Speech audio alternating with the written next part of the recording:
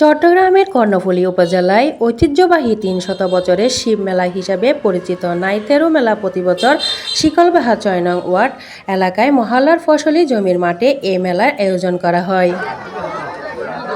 মেলার আশেপাশে স্থানীয় গ্রামবাসীর প্রতি বাড়িতে দূর দূরান্তের আত্মীয়রা ছুটে আসে এই মেলা দেখতে।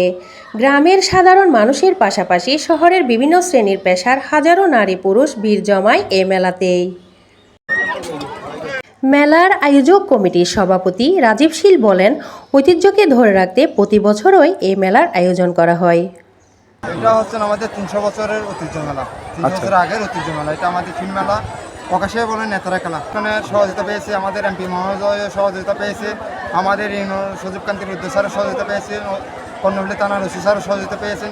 সেই সহযোগিতা আমরা আমাদের মা বোনরা প্রতি বছর এসে আমরা এখানে মেলাটা করা, ঐতিহ্য ধরে রাখতে চেষ্টা করা।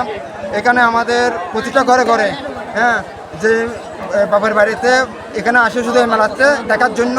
এটা হচ্ছে ঈদের মতন একটা আমাদের এখানে মেলা, এটা ঈদের মতন একটা এই মেলাতে বিভিন্ন জায়গা থেকে মহিলা 1000 মহিলা এখানে এই মেলার উদ্দেশ্যে দেখার জন্য।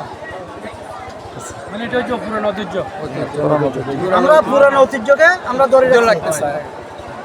কর্ণফুলী উপজেলা যুবদলের আহ্বায়ক ও শিকলবাহা ৬ নং ওয়ার্ডের মেম্বার মোহাম্মদ নুরুল ইসলাম বলেন, কর্ণফুলী এই ঐতিহ্যবাহী নাইতেরু মেলা শুধু একটি মেলা নয়, বরং এটি গ্রামীণ সংস্কৃতি, ঐতিহ্য ও সামাজিক সম্প্রীতির এক উজ্জ্বল প্রতীক হিসাবে আজও টিকে আছে এ মেলা। এ সময় উপস্থিত ছিলেন মেলার আয়োজক কমিটির সাধারণ সম্পাদক সত্যরাম শীল, শিমুল শীল, রিপন শীল, অজয় শীল, স্বপন শীল, বিজয় শীল, ছুটন শীল সহ অনেকে।